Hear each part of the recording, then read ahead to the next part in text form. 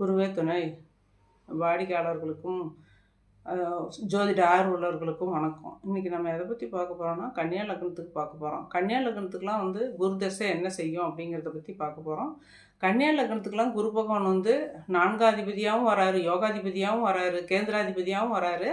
அதே நேரத்தில் 7ஆம் வீட்டுக்கும் அதிபதிங்கும் போது அதுவும் ஒரு கேந்திர ஸ்தானம் தான். அதுவும் மாரக இடமா வருது. ஏன்னா உபயராசிக்கெலாம் 2 7ஆம் இடம் மாரகாதிபதின்னு வருது. அப்படி மாரகாதிபதியாக வரும்போது அவர் மாரகம் பண்ணுவாரா, கெடுதல்கள் செய்வாரா, அல்லது யோகத்தை கொடுப்பாரா அப்படிங்கிறத பற்றி தான் இப்போ நம்ம பார்க்க போகிறோம். அவர் லக்னத்திலே இருந்தார்னா அந்த தசை நடக்கும்போது கெடுதல்கள் தான் செய்வார். ஏன்னா அந்த மாரகாதிபதி அந்தஸ்தை பெறுகிறார். ஏன்னா 7ஆம் அதிபதி கலஸ்திர சாணாதிபதியும் அவரே தான். அவர் மறைஞ்சிருந்தார்னா கெடுதல்கள் செய்ய மாட்டார். 7ஆம் இடத்துக்கு மறைஞ்சிருக்கணும். மறைஞ்சிருந்தாருனாலோ அல்லது பாவகிரகத்தின் தொடர்போடு இருந்தாருனாலோ அதிகப்படியான அந்த திசையில் கெடுதல்கள் செய்ய மாட்டார். தனிச்சு இருந்தாருன்னா லக்னத்தில் இருந்தாலும் தசை நடக்கும்போது அவங்களுக்கு நோய் நொடி கொடுத்து, துன்பத்தை கொடுத்து, கஷ்டங்களை கொடுத்து, லக்ன புள்ளியோட இந்த குரு பகவான் இருக்கிற புள்ளியும் லக்னத்துலேயே இருந்தார்னா அந்த மாதிரி ஒரு மாரகம் பண்ணுறதுக்கோ, ஆபத்து உண்டு பண்ணுறதுக்கோ, மாரகத்துக்கு இணையான கஷ்டங்களை கொடுக்கறதுக்கோ வாய்ப்பு இருக்கும். அதே அந்த லக்ன புள்ளியிலேருந்து லக்ன டிகிரியிலேருந்து அவர் ஒரு 8 டிகிரி தள்ளியோ மின்பின் இருந்தார்னா அவ்வளோ கெடுதல்கள் செய்ய மாட்டார். 1ஆம் இடத்துலேயே இருந்தாலும் நல்லது தான் செய்வார், கெடுதல்கள் செய்ய மாட்டார். தசை நடக்கலைன்னா அது அவர் லக்னத்துலேயே இருந்தாலும் கஷ்டங்கள் இல்லை. ஏன்னா தசை நடத்தினா தான் அதனுடைய பலனை அவர் கொடுப்பார். அதே 2ஆம் இடத்துல இருந்தார்னா அவர் 2ஆம் இடத்துல கன்னிக்கு 2ஆம் இடத்துல இருந்தார்னா நன்மை தான் செய்வார். கன்னியா லக்னத்துக்கு 2ஆம் இடம் என்ன, குடும்பஸ்தானம், வாக்குஸ்தானம், தனஸ்தானம் இதெல்லாம். அப்போ படிப்பறிவு அதிகப்படுத்துவார். ஏன்னா 2ஆம் இடங்கிறது வாக்குஸ்தானம் இல்லையா. அந்த வயசில் அந்த தசை நடந்ததுன்னா படிப்பறிவு, தொழில், வேலை இதெல்லாம் நல்லது செய்வார். யோக பாக்கியத்தையே கொடுப்பார். அந்த 7ஆம் இடத்துக்கு அவர் 8ஆம் இடத்துல மறைஞ்சிருக்கிறார் இல்லையா. அதனால் அந்த கஷ்டங்கள் துன்பங்களை அதிகப்படுத்த மாட்டார். 2ஆம் இடத்துல இருந்தார்னா நன்மையே செய்வார். அதே 3ஆம் இடத்துல இருந்தார்னா 3ஆம் இடத்துல இருந்து அந்த 7ஆம் இடத்தை பார்ப்பார். அப்போ பார்க்கும்போது கொஞ்சம் தசை நடந்ததுன்னா அந்த தசையில் தன் தசையில் தன் புத்தி நடக்கும்போது மட்டும் அதே 7ஆம் இடத்தினுடைய புள்ளியும் இந்த குரு பகவான் இருக்கிற டிகிரியும் ஒன்றா இருந்தால் தான் அந்த 3ஆம் இடத்துல இருந்தாலும் கஷ்ட காலங்கள் கொடுப்பாரு. இல்லை அப்படின்னா அந்த மாதிரி கஷ்டங்கள்லாம் வராது. ஏன்னா இவர் 4ஆம் இடத்துக்கு 12ஆம் இடமா வந்துடுது 3ஆம் இடம். அதனால் அவர் 7ஆம் இடத்தினுடைய பலன் தான் அதிகமாக செய்வார். செய்யும்போது கஷ்ட காலங்கள் இருக்கும். அது டிகிரி வயசில் எந்த அளவுக்கு இருக்குதோ அல்லது பாவகிரகத்தின் தொடர்போடு இருந்தார்னா அந்த கெடுதல்கள்லாம் அதிகமாக பண்ண மாட்டார் 3ஆம் இடத்துல இருந்தாலும். அதே 4ஆம் இடத்துல இருந்தார்னா நல்ல யோக பாக்கியத்தையே கொடுப்பாரு. ஏன்னா 4ஆம் இடம் ஆட்சி வீடு, மூலத்திரிக்கான வீடு குரு பகவானுக்கு. அது 7ஆம் இடத்துக்கு அது 10வது வீடாக வந்துடுது. அப்போ அந்த கஷ்ட காலங்கள் அதிகமாக கொடுக்க மாட்டார். இவர் குரு பகவான் 4ல் இருந்துட்டு 10ஆம் இடத்தை பார்ப்பார், தொழில் ஸ்தானத்தை பார்ப்பார் 7ஆம் பார்வையா. அதே 12ஆம் இடத்தையும் பார்ப்பார் 9ஆம் பார்வையா. அதெல்லாம் சுகபோக வாழ்க்கைக்கு நல்லாயிருக்கும். 4ஆம் இடத்துல குரு பகவான் ஆட்சி பெற்று இருந்தார்னா நல்ல யோக பாக்கியமாகவே இருக்கும். கெடுதல்கள் அதிகம் நடக்காது, நல்லாயிருக்கும். அதே 5ஆம் இடத்துல குரு பகவான் இருந்தார்னா 5ஆம் இடம் அப்படிங்கிறது பூர்வ புண்ணியம், பூர்வீகம், புத்திஸ்தானம், புத்திரஸ்தானம் இதெல்லாம் 5ஆம் இடம் நீச்ச வீடு. இந்த குரு பகவானுக்கு நீச்ச வீட்டில் இருந்து வக்கரம் பெற்று இருந்தார்னா நீச்ச பலனை கொடுக்க மாட்டார், நல்ல பலனையும் யோக பலனையும் கொடுப்பாரு.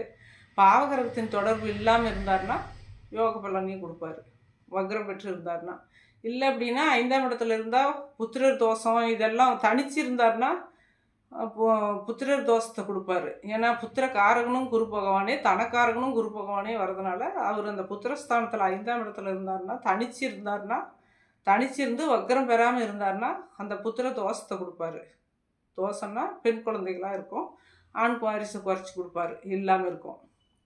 மற்றபடி 5ஆம் இடத்தினுடைய சுகபோகங்கள்லாம் கிடைக்கும். 5ஆம் இடத்துக்கு என்ன, பூர்வ புண்ணிய சொத்துக்கள், பாட்டம் பாட்டி சொத்து, அப்பா அம்மா சம்பாரித்த சொத்துக்கள் இதெல்லாம் புத்திரர்கள் புத்தி இதெல்லாமே கொடுக்கும்.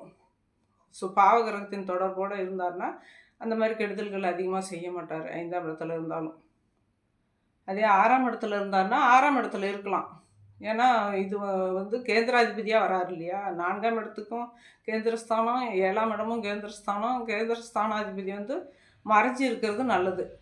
அவர் வந்து 7ஆம் அதிபதி 6ஆம் இடத்துல இருக்கிறது ரொம்ப ரொம்ப நல்லது. ஏன்னா திருமண வாழ்க்கையில் கஷ்டங்களை கொடுக்க மாட்டார். கலஸ்திர ஸ்தானாதிபதிங்கிறதுனால கலஸ்திர கெடுதல்கள் நடக்காது, நல்லதே நடக்கும். 6ஆம் இடத்துல இருக்கிறது நன்மை.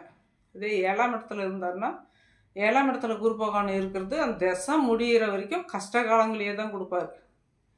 அதாவது உயிருக்கு ஆபத்தை உண்டு பண்ண மாட்டார். டிகிரி வயசில் 2 பேரும் வந்து லக்ன புள்ளியும் டிகிரியும் குரு பகவானுடைய டிகிரியும் ஒரே டிகிரியில் இருந்தால் தான் அந்த மாதிரி கஷ்டங்கள் அதிகமாக கொடுத்து மாரகத்தை உண்டு பண்ணுவார். இல்லை அந்த டிகிரி வயசு தள்ளி இருந்ததுன்னா மாரகத்துக்கு இணையான கஷ்டங்களை கொடுத்து குடும்பத்தை பிரித்து, ஏன்னா 7ஆம் இடத்துலையே வந்து ஆட்சி பெறக்கூடாது.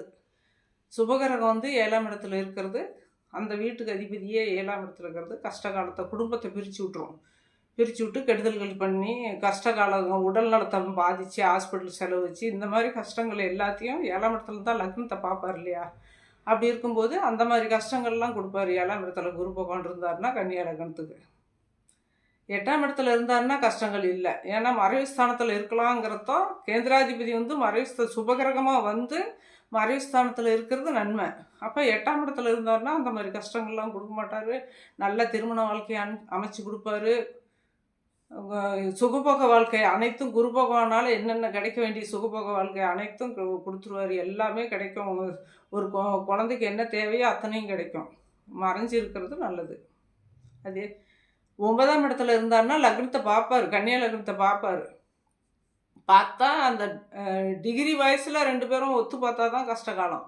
டிகிரி வயசில் லக்ன புள்ளியும் குரு பகவான் இருக்கிற புள்ளியும் தள்ளி இருந்தாங்கன்னா அந்த கெடுதல்கள்லாம் நடக்காது. ஏன்னா மாரகாதிபதியாக இருந்தாலும் வேறு பாவகிரகத்தோடு சேர்ந்து இருந்தாருனாலும் அந்த மாதிரி கெடுதல்கள்லாம் அதிகப்படியான கெடுதல்கள் வந்து செய்ய மாட்டார். 9ஆம் இடத்துல இருக்கிறது யோக பாக்கியமே. அது ஏன்னா 9ஆம் இடங்கிறது திரிகோண ஸ்தானம். ஒரு கேந்திராதிபதி இன்னொரு திரிகோண இடத்துல இருக்கிறது நன்மை. அப்படி வரும்போது நல்லதே தான் செய்வார். கெடுதல்கள் செய்கிறதுக்கு வாய்ப்பு இருக்காது, நல்லாயிருக்கும். இதே 10ஆம் இடத்துல இருந்தாருன்னா 10ஆம் இடத்துல இருக்கிறது ரொம்ப யோக பாக்கியம். அந்த 4ஆம் இடத்தை நேரடியாக 7ஆம் பார்வையாக 4ஆம் இடத்தை சுகபோக ஸ்தானம் 4ஆம் இடத்தை பார்க்குறாரா. அப்போ தாயினால் வருமானம், அழியாத சொத்துக்களால் வருமானம், வீடு நிலப்பலன் வாங்கி எஸ்டேட்டு இந்த மாதிரி விற்று லாபம் சம்பாதிக்கிறதுனால வருமானம், இந்த மாதிரி 4ஆம் இடத்தை பார்க்குறதோ 4ஆம் இடத்துல இருக்கிறதோ குரு பகவான் இருக்கிறதோ ரொம்ப ரொம்ப அவங்க தொழிலில் வந்து வளர்ச்சி அடைவாங்க. ஏன்னா 10ஆம் இடத்துல இருந்து 4ஆம் இடத்தை பார்த்தாருன்னா ரியல் எஸ்டேட் தொழில் இந்த மாதிரி 4ஆம் இடங்கிறது வந்து அழியாத சொத்துக்களினுடைய தொழில், அது எல்லாமே அவங்களுக்கு வந்து யோக பாக்கியமாக கொடுக்கும். அதே 11ஆம் இடத்துல இருந்தாருன்னா 11ஆம் இடத்துல 7ஆம் அதிபதி இருக்கலாம். ஏன்னா உச்ச வீடு அது.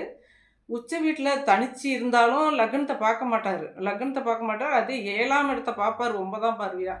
அப்போ நல்ல மனைவி, நல்ல குடும்பத்தில் வந்து மனைவியால் வசதி வாய்ப்புகள் இதெல்லாம் வந்து சொகுசு வாழ்க்கை எல்லாமே வந்து இந்த 11ஆம் இடத்துல இருக்கிற குரு பகவான் வந்து உச்ச வீட்டில் இருக்கிறதுனால அது எல்லா பாக்கியங்களும் மனைவியால் கிடைக்கும் அப்படிங்கிற கணக்கில் வந்துடும். ஏன்னா 4ஆம் அதிபதியும் அவர், 7ஆம் அதிபதியும் அவர். அப்படி வரும்போது அவர் 11ஆம் இடம் லாபஸ்தானத்தில் இருந்தார்னா அனைத்து சுகபோகங்களும் கொடுத்துருவார், கெடுதல்கள் பண்ண மாட்டார்.